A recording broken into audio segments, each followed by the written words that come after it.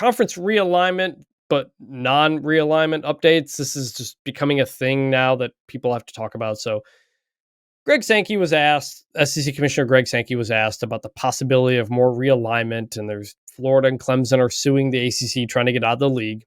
And Sankey replied, quote, I've responded 3 times where our focus lies. Our focus is on our 16 members. I have a responsibility to pay attention, but I'm certainly not going to fuel speculation on what happens next. We can certainly remain at 16 for a long, long time and remain incredibly successful.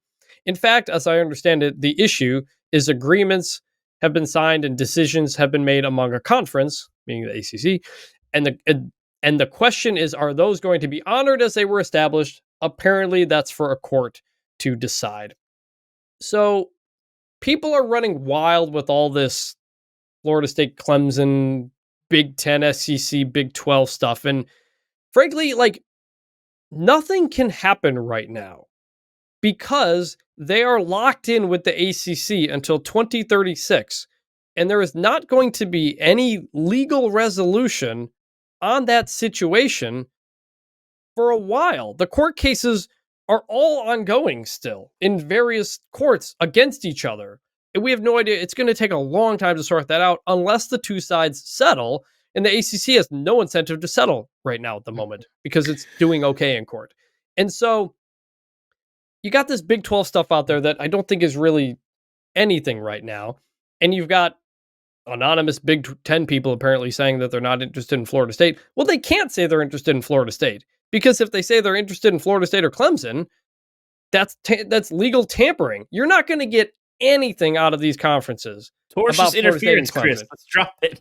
Right. You're not going. This is not going to be Oklahoma, Texas announce SEC a stunner like in the middle of August. The only thing that can happen next is Florida State announcing or Clemson announcing it's leaving, and then figure out what damage comes after that. Because is that going to implode the ACC? If it does, I can tell you North Carolina is more interesting to the Big 10 and the SEC than Florida State and Clemson are. And so we don't know where that's going to go. Nothing has happened yet. It's all waiting on Florida State and Clemson and whether or not they're going to announce that they're going to leave and then figure that out. But they can't just leave and say we're going somewhere. And they can't leave and then the SEC says, hey, we want you. It's not until there's a legal resolution. And Florida State needs to get leverage for a negotiation to get out, or hope it can blow up the ACC and go from there. Big 12, I wouldn't put much on that right now at the moment.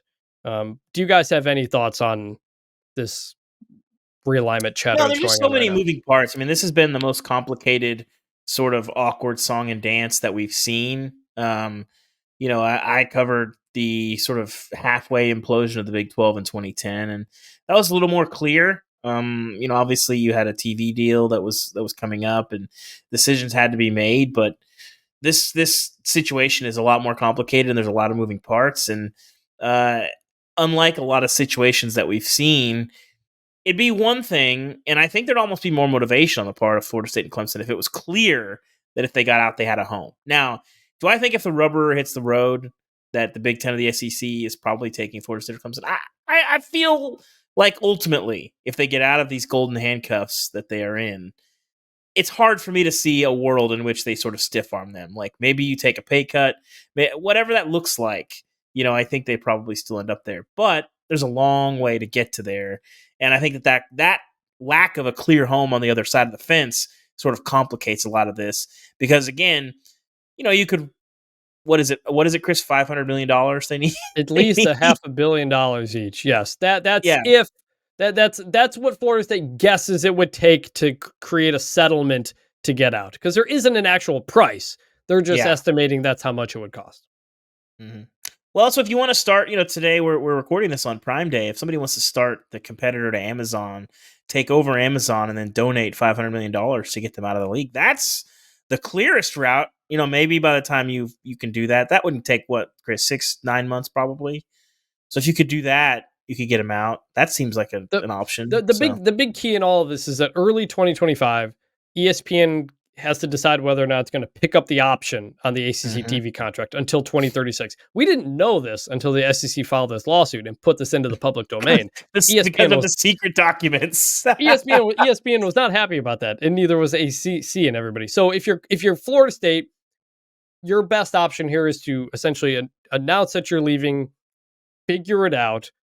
Hope in all of this, the ACC kind of collapses and ESPN decides not to pick up that option, in which case maybe then you have a legal case to not have to pay $500 million because that TV contract doesn't go to 2036. Like, that's kind of the only play here. Ari, do you have any thoughts on this stuff? I mean, I think you guys pretty much covered it. I do think it's funny to see where some of these rumors are starting.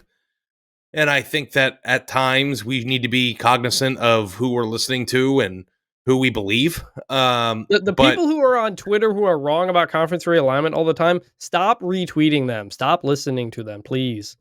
If you've never heard a large college sports story from someone and they break a giant story, it's probably not accurate. It's the same concept in the NBA or the NFL when people who like aren't in with agents break like trade news and half the time it's wrong. It's like, okay, like there's a reason why these people like it's a not to get too journalism nerdy here, but it's a sourcing standards here.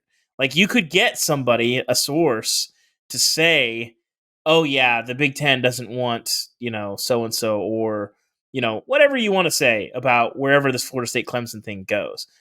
And you could say that, and you could run a story, and a lot of people would read it, but that doesn't make it fact. It's guessing. Who is that person? What do they know? How many people agree with him? All these different things come into play. And that's why, a lot of times, especially at The Athletic, like we might not always be first on everything, but we're always right because we use those journalistic standards that aren't there on Twitter. One last thing about this. On Wednesday, the Florida Attorney General announced that they were going to get a copy of the ACC ESPN TV deal and make it public. And they announced it as some big win. We're going to reveal these secrets.